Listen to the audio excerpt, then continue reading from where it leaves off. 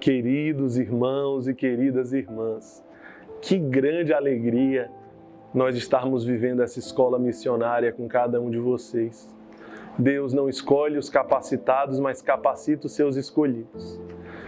Que alegria saber que Deus escolheu você, escolheu a dedo, desde aquele dia que você foi acolhido, que você foi acolhida.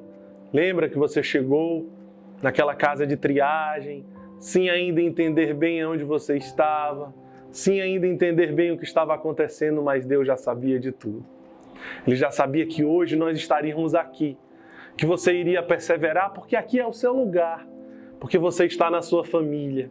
Como nós somos felizes por sermos família junto com você. Hoje, o tema que nós vamos partilhar e aprofundar é sobre a parábola do semeador e o amor de Deus. Vocês conhecem muito bem essa parábola, não é verdade? Quando Jesus, ele explica de que forma nós precisamos acolher a sua palavra, de que forma nós podemos fazer com que as sementes que ele planta todos os dias germinem e gerem bons frutos. E de que forma nós precisamos nos preparar para esse momento, para essa missão que Deus nos prepara, para que todas essas sementes que estão sendo plantadas já no coração de vocês, elas encontrem um terreno fértil, um terreno que as acolha da melhor forma possível, que você viva esse tempo, esse momento, da melhor forma possível, acolhendo todas as graças, todas as sementes que Deus já está plantando no seu coração. Como que está o seu coração diante de tudo isso? Como que você está recebendo esse chamado? Como que você está recebendo esse dom, esta graça de Deus? É sobre isso que nós vamos partilhar no dia de hoje, entrando já e aprofundando no amor de Deus. Um amor infinito, incondicional e gratuito que Ele tem por você. Por isso Ele te escolheu, por isso Ele te constituiu, por isso Ele te designou, por isso Ele te chamou, por isso Ele te consagrou e te ungiu. Então, Jesus ele dá 3 exemplos de uma semente que não germina bons frutos. São os 3 casos que nós precisamos ficar extremamente atentos nesse momento, para que não aconteça com você nenhum desses 3 casos, que não é o terreno fértil, onde a semente ela é acolhida, ela é germinada, ela cresce e ela gera frutos. Para que isso aconteça, nós precisamos ficar atentos a 3 grandes dificuldades que podem acontecer. E são dessas dificuldades que nós precisamos fugir. A primeira delas é a semente que cai sobre a terra, não aprofunda, ela fica na superficialidade. E antes dela germinar, o passarinho vem e se alimenta da semente. A teologia diz que esse passarinho é o inimigo de Deus, que vem roubar a graça de Deus, antes mesmo que ela germine, antes dela pensar em produzir frutos. Então vocês imaginam, Deus está derramando graças sobre você. Deus está derramando, está plantando sementes. Mas se você deixa que essa semente, ela fique na superficialidade e não na profundidade, o que acontece? Essa semente é roubada. O inimigo de Deus, ele rouba a semente. Ele rouba o dom que Deus te deu, ele rouba a graça que Deus te deu. E talvez você vai parar de novo num lamaçal, e talvez você vai parar de novo num lixo, numa boca, num esgoto, na rua, numa praça, na indignidade, no pecado, na morte. Porque as sementes que estão sendo plantadas não foram profundamente enraizadas. Elas não encontraram um espaço para aprofundar no seu coração. Elas caíram, as graças caíram, as sementes caíram e ficaram na superficialidade. Portanto, o primeiro passo diante desta dificuldade, desta tentação, se chama vida de oração. Vida de oração. E aqui a gente não fala apenas da oração comunitária, o terço comunitário, o terço da misericórdia, o terço mariano, do momento do diário espiritual, do momento da palavra encarnada, do momento que nós rezamos juntos com os irmãos. Esses momentos que estão na programação, que são como obrigatórios, que estão ali na rotina do dia a dia, não significam oração pessoal. A oração pessoal ela é estritamente necessária. É um momento só você e Deus. É aí que está a profundidade de uma amizade. É aí que está a profundidade de um relacionamento, de uma intimidade. É você e Cristo. Ninguém mais nesta hora. Apenas você e Cristo ruminando. Como que nós somos chamados a fazer o nosso diário espiritual? Você escuta de manhã cedo o diário espiritual da Missão Belém, aí na casa que você está. Você escuta a palavra encarnada. Ótimo! Mas você precisa ter um momento a sós com Cristo.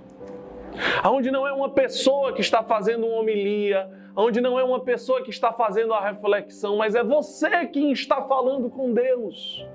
A profundidade, ela vem daí. A intimidade, ela vem daí. É você quem precisa falar. O que aquela passagem bíblica quer dizer para você. Para você. O que aquela pessoa está falando, ótimo, é uma formação. Mas o que é que Deus está falando com você? A Lécio Divina, que é uma forma de leitura do Evangelho, ela tem 4 etapas. A primeira é a leitura. Você lê o que o Evangelho diz. O que o Evangelho está dizendo? Você lê uma vez, você lê 2 vezes, você lê 3 vezes e você entende o que o Evangelho está falando. Essa semente ela está aprofundando no seu coração, ela não está ficando na superficialidade. É isso que Jesus quer falar. Como que você acolhe a palavra de Deus para que ela encontre um terreno fértil e gere os frutos necessários que a palavra precisa gerar no seu coração. Depois da leitura vem a reflexão. O que é que Deus está falando de uma forma pessoal para mim através deste Evangelho? Você tem um nome, você tem uma história, você tem uma vida, você tem uma caminhada, você tem um chamado, você tem os seus pecados, você tem as suas fraquezas, você tem uma missão pessoal dentro da nossa comunidade. Deus deseja falar pessoalmente com você. Então, a reflexão é, eu começo a ler agora o Evangelho, já em oração, entendendo o que Deus está falando comigo, o que Deus está me exortando, quais são as palavras de vida eterna que vêm ao meu coração, quais são as palavras de ordem que Deus está me dando no dia de hoje. E aí depois a terceira parte é a oração. Você responde ao que Deus falou ao seu coração. Sim, Senhor, eu acolho as suas palavras no fundo do meu coração, com toda a profundidade, uma palavra que penetra na minha alma, uma palavra que penetra no meu coração, uma palavra que é viva, uma palavra que se encarna em mim. E eu digo, sim, Senhor. E aí começa um diálogo, e aí começa uma intimidade, e aí começa uma amizade. Depois o 4º ponto é a contemplação. Depois que você leu, depois que você entendeu o que Deus falava com você, depois que você falou com Deus respondendo ao que Ele falou com você, você começa a contemplar a palavra. O que essa palavra já está com profundidade transformando dentro de mim? O que de fato agora eu vou mudar no meu projeto de vida, no meu dia a dia? Qual vai ser o propósito do meu dia? Como que isso já se torna algo vivo em mim? Já transforma a minha vida? Já muda o meu jeito de ser? E como que essa palavra agora já transpira através de mim? Quais são os frutos que já estão sendo gerados e contemplados através desta ação? Vejam o que é uma semente que é plantada com profundidade na nossa alma e no nosso coração. e o que é uma semente que fica na superficialidade, que eu participo só do que é obrigatório, ali daquele momento do diário, da palavra encarnada, das orações, e muitas vezes nem mergulho, não aprofundo, e eu vou só vivendo o que é obrigado, e a gratuidade do amor, porque o amor ele é gratuito, não tem, porque eu não vou para a capela, porque eu não me reservo num lugar, porque eu não faço um deserto, tem tantos lugares aí no sítio, na casa que você mora, que você vive, né, com a natureza, na capela, com o Santíssimo, com a Virgem Maria, que vai gerando essa profundidade, que vai gerando esta intimidade. Então, o primeiro ponto é esse. Qual é o segundo ponto que eu preciso estar muito atento, que Jesus ensina na parábola do semeador? A vigilância que nós precisamos ter com o sol que seca a semente, que deixa a semente seca. Por quê? Porque ela foi plantada sobre os pedregulhos. Portanto, ela não conseguiu também aprofundar, porque ela encontrou obstáculos, as pedras, os pedregulhos, que impediram que ela germinasse, que impediu que ela produzisse frutos, porque antes disso, o sol as queimou. O que a teologia explica que é este sol? Somos nós mesmos. Não é mais agora o inimigo, mas é o nosso egoísmo. É o nosso egoísmo. É a nossa vontade de fugir da cruz. De fugir da cruz. É a nossa vontade de não morrer. A semente, ela gera frutos quando ela morre para si mesma. É necessário morrer para si mesmo. É aí que vêm os frutos. Portanto, a doação, o serviço, a renúncia, a coragem, a disposição, tudo aquilo que te tira do seu bem-estar, tudo aquilo que te tira das suas seguranças. É quando você agora na escola missionária, talvez daqui a algumas semanas, alguns meses, você vai estar com um aparelho celular. Convites começam a aparecer, propostas de facilidades, de emprego, começam a aparecer dinheiro.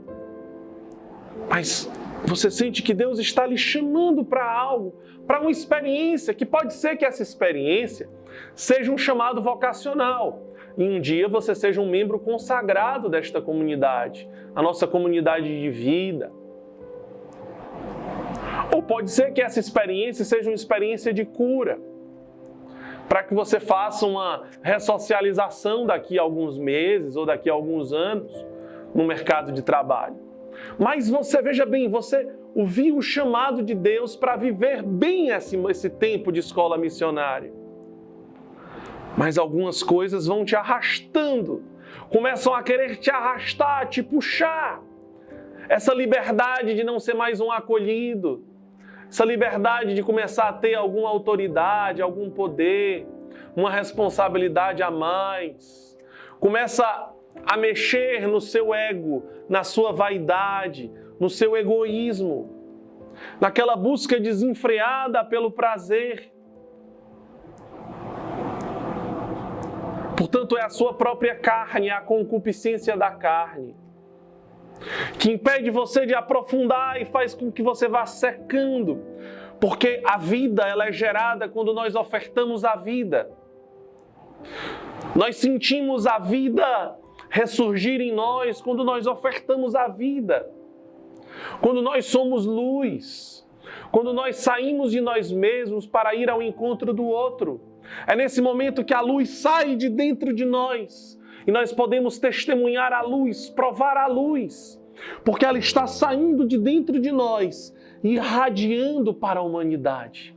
Mas quando o nosso egoísmo impede que esta experiência aconteça, por que eu vou servir os irmãos?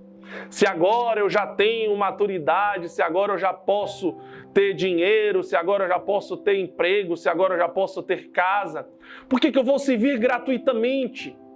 Por que eu vou ofertar a minha vida para os pobres, para os irmãos que estão jogados nas ruas, nas calçadas, nas esquinas, nas praças, nas bocas? Se agora eu posso ganhar para mim. O egoísmo que seca aquela semente que podia estar fecundando. E essa tentação, ela vem aos poucos. Ela te impede de ir além. Por que eu vou renunciar a algo que me traz um benefício para o outro? Por que eu vou ceder um lugar para o outro na fila? Por que eu vou servir para alguém que nem me reconhece, que me critica? Eu começo a ver a ingratidão dos acolhidos. Eu começo a ver que aquele que eu estou ofertando a minha vida, ao invés de me agradecer, me critica, me condena, me julga, me apedreja. Agora está a grande chance de você entender e viver o Evangelho. O amor gratuito, o amor incondicional que Cristo tem por você e que muitos tiveram e continuam tendo por você. Aqui está a grande experiência. Aqui está o grande momento. Então essa tentação, essa concupiscência da carne vem porque ela sempre está numa busca de fugir da dor, de fugir do sofrimento e de ir em busca do prazer, ir em busca da tranquilidade, ir em busca do bem-estar. Por isso, muitas vezes, na tendência da carne, nós fugimos da cruz, nós fugimos da dor, nós fugimos do sofrimento, fugimos do serviço, fugimos da renúncia, fugimos do despojamento, fugimos da entrega. Porque na nossa carne nós pensamos que não vale a pena. Não vale a pena ser perseguido, não vale a pena a ingratidão, não vale a pena o serviço gratuito, não vale a pena a oferta sincera, porque eu posso estar mais tranquilo, porque eu posso ter o meu lugar, a minha liberdade, a minha tranquilidade, o meu dinheiro. Claro que se o seu chamado for uma realidade de aliança, claro que se o seu desejo for a ressocialização, nós vamos te apoiar para você fazer uma ressocialização, para você buscar um mercado de trabalho. Mas se você optou na sua liberdade por essa escola missionária, nós precisamos fazer você entender. Se Deus está te chamando a viver essa escola missionária, Ele está te chamando a esta entrega, a esse despojamento, a esta renúncia, que não significa apenas dizer sim à escola missionária, mas que são chamados diários de renúncia. Renunciar o seu ego quando o irmão te critica, ao invés de você se trocar de igual para igual com aquele acolhido. Você não olha mais de igual para igual. Você olha como um pai para um filho. Você não bate mais boca, mas um pai que corrige porque ama, mas não porque o seu ego está ferido. Corrige por amor àquele irmão, que por mais que seja ingrato, ele precisa ser amado gratuitamente. E o maior beneficiado dessa experiência será eu mesmo, porque vou estar vivendo o que eu fui criado para ser. Eu que fui criado pelo amor, com o amor, no amor e para o amor. Portanto, a maior, mais profunda essência em minha natureza é amar gratuitamente, é amar incondicionalmente. Portanto, a segunda grande dificuldade deste tempo será o seu egoísmo, a sua vaidade, o fechamento em si mesmo, que te impede de se abrir para os irmãos, que se impede de ser livre, que te impede de viver tudo que Deus tem para te dar neste tempo. E aí a semente ela pode ir secando e murchando, e ficando sem graça, e ficando sem esperança, e ficando triste. Por causa do fechamento em si mesmo, ela vai secando ao sol. Ao invés de iluminar os outros, ela retém a luz para ela mesma. E por conta disso ela seca, ela se desgasta, ela se destrói. O terceiro são as sementes que caem sobre os espinhos. E não conseguem germinar, e não conseguem produzir frutos, porque são sufocadas por aqueles espinhos. Que espinhos são esses? A teologia diz que esses espinhos são as coisas do mundo. É a mundanidade, é o mundo. É um mundo que vai te sugando, é um mundo que vai te arrastando. Como eu disse no outro exemplo, talvez daqui a algumas semanas, alguns meses, e de repente você já está ansioso por causa disso, são as coisas do mundo gerando ansiedade em você. Você vai ter um celular. E com esse celular você vai escutar músicas do mundo. E com esse celular pode ser que você converse coisas do mundo. E são aquelas piadas, e são aquelas imagens. É o que você vai colocando no seu ouvido. É o que os seus olhos vão vendo. É o que você vai alimentando a sua alma. O mundo vai te alimentando. O mundo da competitividade. O mundo do ter, do poder e do prazer. O mundo de uma sexualidade desregrada, o mundo de uma afetividade destruída, o mundo onde o que importa é você ter mais, poder mais. O mundo que te oferece tantas coisas vazias e vãs, mas que vão te sugando e que vão te sufocando como os espinhos sufocam aquelas sementes. Que vão te puxando. A semente ela foi plantada, mas ela não consegue germinar porque ela está sufocada com tantas conversas medíocres, fofocas, contatos que não são para este momento, que você não está preparado ainda, pensamentos, sentimentos que você vai alimentando. É a sua sexualidade sendo ferida, é a sua afetividade sendo ferida. E aí pouco a pouco você começa a buscar nas suas carências, nas suas buscas, enquanto Deus queria te dar, enquanto Deus queria te ofertar. Você infelizmente foi sendo sufocado por coisas tão pequenas, tão medíocres, coisas que passam comparadas ao reino dos céus que Deus deseja te dar.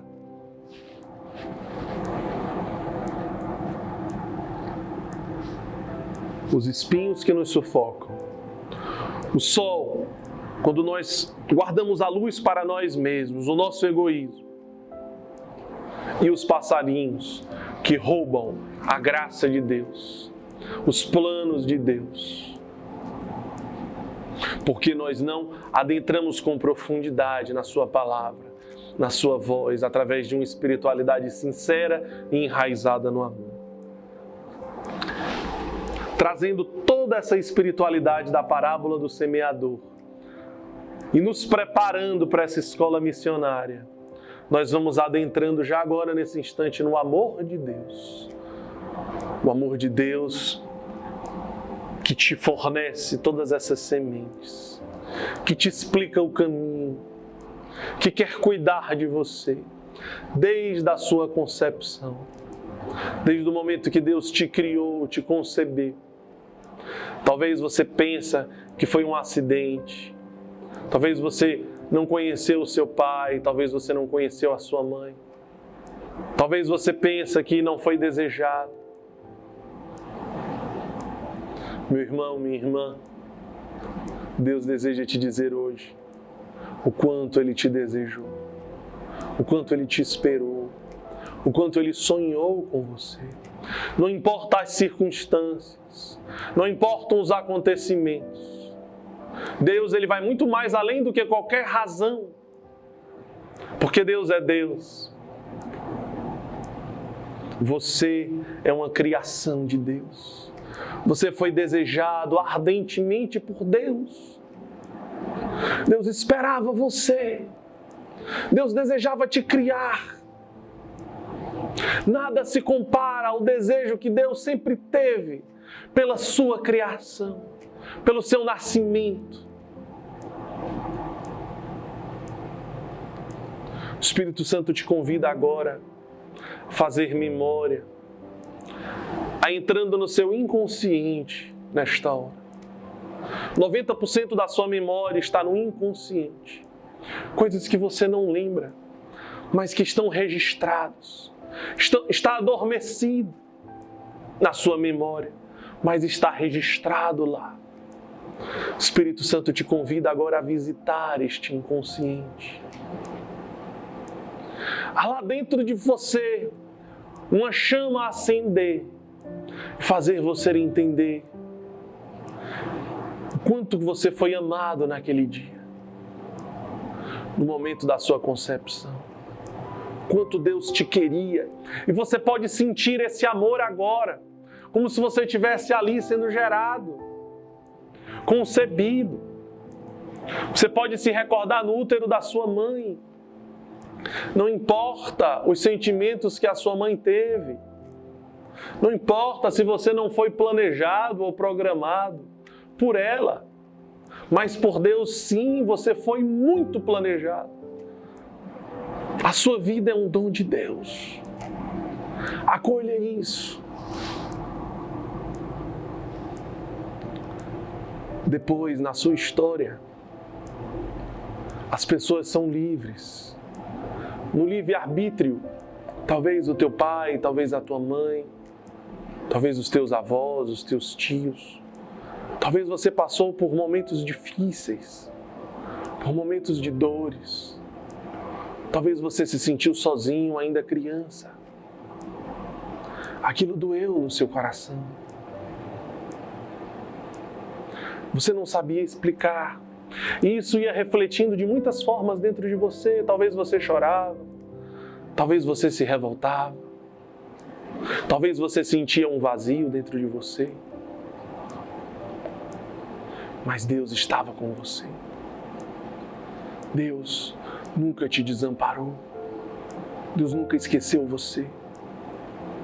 No livre-arbítrio, as pessoas vão tomando decisões. Na liberdade que elas têm. Infelizmente, muitas vezes, decisões erradas, que podem ter te alcançado, que podem ter gerado consequências difíceis na sua vida e na sua história. E talvez por isso você também acabou tomando decisões erradas. E as culpas que você carrega e os traumas que você carrega, eles têm uma explicação. E você pode começar a tirar esses fardos das costas. E você pode começar a tirar esse peso. E você pode começar a se perdoar nesse instante. Porque Deus perdoa você. Porque Deus te acolhe, Ele não te condena, Ele não te julga. Mas Ele te abraça. Ele te ama. Ele não coloca o dedo, mas Ele abre os braços. Como o pai que espera o filho pródigo. O filho pródigo que depois de gastar toda a herança, ele vem treinando como falar com Deus. Senhor, eu não sou digno. Eu pequei contra o céu e contra Ti. Eu já não sou digno de ser chamado de filho. Trata-me como um dos Teus empregados. Ele veio repetindo tudo isso. O que é que eu vou dizer? O que é que eu vou dizer? O que é que eu vou dizer? O que é que eu vou dizer? Eu não sou digno, eu não sou digno, eu não sou digno. E o Pai está lá, de braços abertos para te acolher. Ele não pergunta por onde você andou, Ele não pergunta o que você fez. Ele não pergunta os seus pecados. Ele não pergunta quem você feriu, quem você abandonou. Mas Ele te acolhe, Ele te perdoa, Ele te ama, Ele te abraça. Você pode começar a se perdoar agora. Você pode começar a liberar o perdão dentro de você e a se sentir livre porque você é amado, porque você é acolhido, porque você é abraçado, porque Deus escolheu você, porque Deus chamou você, porque Deus confia em você, porque Deus acredita em você, porque Deus aposta em você. Porque és precioso aos meus olhos, o Senhor te diz. Te aprecio, te amo, permuto reinos por ti. E se tiveres de atravessar a água, eu estarei contigo e os rios não te submergirão. Se tiveres de atravessar o fogo, eu estarei contigo e a chama não te consumirá. Porque eu sou o Santo de Israel, o teu Senhor e o teu Deus. É isso que Deus te fala.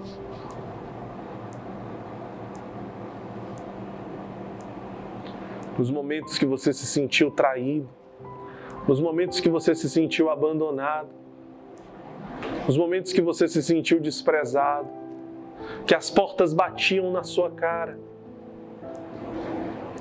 e você se sentia sozinho. Nos momentos que você se sentia desprezado,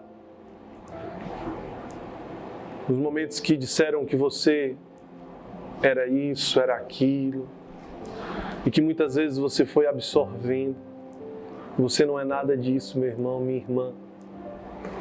Você é um tesouro muito precioso para Deus.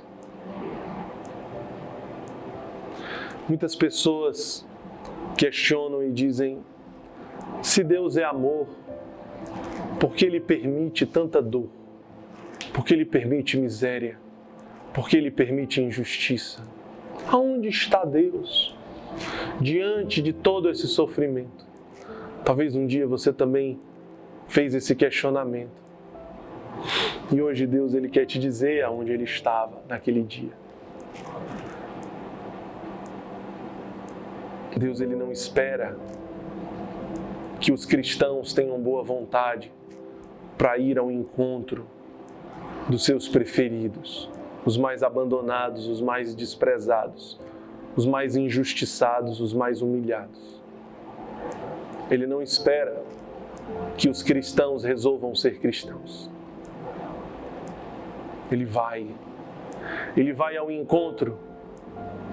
E Cristo, como é sempre o mesmo, ontem, hoje, por toda a eternidade, Ele continua se fazendo carne. Quando Ele disse: todas as vezes que fizeste isso a um destes mais pequeninos, foi a mim que o fizestes. Quando destes de beber aquele que tinha sede, quando destes de comer aquele que tinha fome, quando vestistes o nu, quando acolhestes o estrangeiro, quando visitastes o preso, quando fostes ao encontro do enfermo, foi a mim que o fizestes. É porque Cristo estava, continua e continuará encarnado em todos aqueles que sofrem. Aquele dia que a sua mão entrou numa lata de lixo, aquele dia que o seu corpo esteve junto com ratos, com baratas, aquele dia que a chuva caía sobre você numa noite escura e fria, aquele dia que você se feria, aquele dia que você foi humilhado, aquele dia que você foi desprezado, Cristo não só se compadecia da sua dor, mas sentia na sua própria carne tudo aquilo que você sentia. Cada gota de lágrima que descia do seu rosto, naquela noite escura, escondido sobre um papelão, virado na parede, engolindo o choro para o vizinho não vir o seu choro. Era a gota de lágrima que descia do rosto do próprio Cristo. Cada gota de lágrima que descia, muitas vezes enfiado numa boca de fumo, numa dor que só Deus conhece, porque Ele sentia na sua própria carne. Você se sentiu sozinho, você se sentiu esquecido por todos, nem você mais lembrava quem você era, mas Cristo nunca esqueceu quem você é.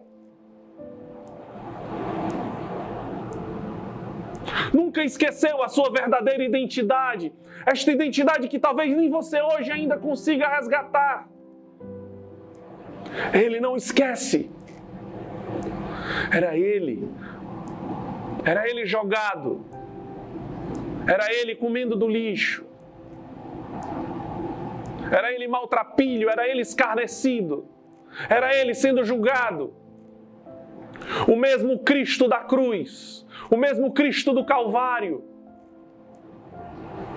o mesmo Cristo que suou sangue, Ele derramou sangue na sua história. Não foi somente há 2000 anos atrás. Mas quando você foi espancado, era a carne de Cristo que sofria. Quando você adoecia nas ruas, era a carne de Cristo sofrida. É assim que Deus ama você. Não é lá do céu te olhando. É jogado numa praça. É jogado na rua. E se você ama Cristo, eu tenho certeza que você não quer que Ele passe por isso de novo na sua própria carne. Eu tenho certeza que você deseja que o ressuscitado resplandeça e que nunca mais a morte seja vista na sua história. O sofrimento sim, a dor sim, a provação sim, a cruz sim, mas a indignidade, o pecado, não. A decisão é sua. É você que se deixa ser amado ou não se deixa ser amado. É você que resolve se vai ficar aí, emburrado, fechado em si mesmo, nas suas feridas, cultivando as suas feridas, as suas mágoas, os seus ressentimentos, as suas dores. Ou se você vai deixar que essa misericórdia te alcance, que gere uma explosão de alegria e esperança dentro de você no dia de hoje. O Cristo crucificado, encarnado na sua vida e nas suas dores, é o mesmo do altar, do santo sacrifício do altar. Que toda celebração eucarística, que toda santa missa, ele se oferta mais uma vez, ele renova, ele atualiza todo o seu santo sacrifício. É o Cordeiro sendo imolado, é o Cordeiro sendo crucificado, por amor a você, se ofertando no altar, se fazendo alimento, se fazendo hóstia consagrada. É o seu corpo, é o seu sangue, é a sua alma e a sua divindade, que para se oferecer ressuscitado para você na Eucaristia, ele precisa passar pela cruz.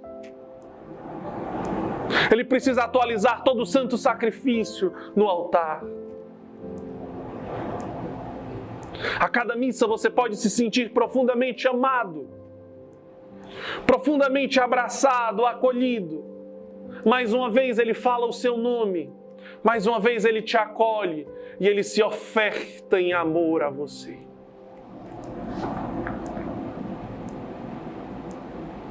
Que no dia de hoje você faça essa reflexão e tome posse desse amor imensurável, pessoal a você, não é em massa. Ele ama a todos, mas não em massa. Você. É você que ele quer. Pense 1, 2, 3, 1000, 1 milhão de vezes antes de negar esse amor. Antes de duvidar desse amor. Antes de virar as costas para esse amor. Antes de não acolher e tomar posse desse amor. Que Deus nos abençoe, em nome do Pai, do Filho e do Espírito Santo. Amém.